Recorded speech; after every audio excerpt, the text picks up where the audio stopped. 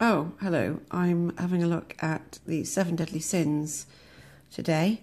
And if you read about it in the back of the book, and the front of the book, it will tell you that they're absolute standard. If you have a morality play, you're going to have the 7 deadly sins, and you just expect them to be in a play, and you probably quite enjoy watching it. And it's meant to warn you about towing the line, basically, warn you to keep to your religious faith, and these are the ways in which you can go wrong. So here they start. We have, I am pride. I disdain to have any parents. I'm like to Ovid's flea. I can creep into every corner of a wench. Crikey. Sometimes like a periwig I sit upon her brow.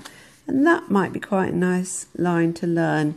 Because if this is meant to be a terribly serious warning to you to obey the precepts of Catholic religion, periwig is just a wig. So I'm like pride, I'm like a wig on a wench's, on a woman's brow. It's very wench, very low life. A wig, it's very jokey. It's hard to take this serious. You can call it frivolous. Non-rhetorical sort of entertainment. Or you can put fan, like a fan of feathers, kisses her lips. So these are all very comedic images, low-life images. It doesn't feel like do this and you will spend the rest of eternity in hell. And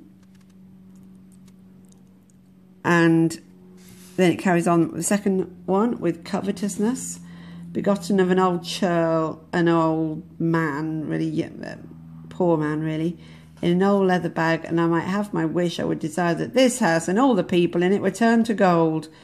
And you can imagine if you're the director, you're actually talking to the people watching the play. This house and all the people in it, you know, and you'd turn around and you'd look at everybody, and it'd be quite a comic moment as well. So the whole thing is shockingly, I apologise for that disappearing, shockingly disappearing.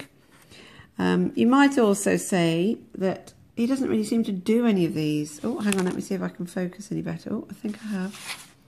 He doesn't seem to do any of these wrong things. So wrath and envy, not particularly his sins at all.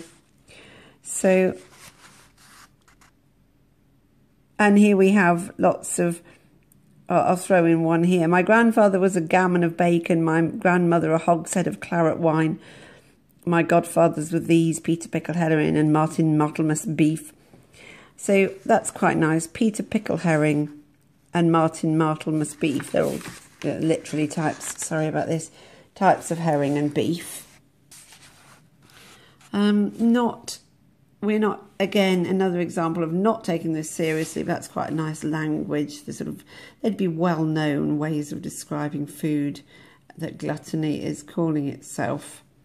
So after we've had the 7 deadly sins, which can be as entertaining as you want, and in the recent London production, it was all done by one man who kind of acted in 7 different ways, like he had multiple personality disorder or something. And it was a very entertaining watch. It didn't feel like a warning, it felt like entertainment. So you might say that's partly up to the director, but it is partly in this sort of language here. So when they've gone away to hell, and off they run, these sins. In the production in London, the guy that was acting all the sins took a gun and shot himself in the head, and it was very horrible. It was a bit shocking afterwards, but normally you can imagine the great pageant, you've seen it loads before, it's over. So Faustus is not taking this situation very seriously. Oh, might I see hell and return again? How happy were I then? So this play functioning as a warning isn't really you might think this is going against the warning idea and more in terms of the applauding people for breaking social codes and social norms, and kind of mocking those social norms and social codes. So, presenting a book. In the meantime, take this book, peruse it thoroughly, and thou shalt turn thyself into whatever shape thou wilt. And in the London production, that book was Mary Berry's cookbook. And you can take that two ways. One, Faustus is very easily fooled by the devil. Nothing seems that serious. Hell seems quite nice. And you've got to be really careful, because the devil will fool you and he will get your soul. That's one way of looking at it. The other way is all these great instructions from all these institutions like the church and all these dire warnings don't really need to be taken seriously. And it's all, we're all on the side of the person who actually dares to break the rules. So what shall I have for that? Well, it's the book. So taking the book, and whether you want to mention the Mary Berry or not, it's the idea that Lucifer's being very nice to him. I might go for that. So he's thanking Lucifer for everything he's done. Lucifer seems very nice. It all seems very nice. So careful, your immortal soul is in danger, but it won't feel like that.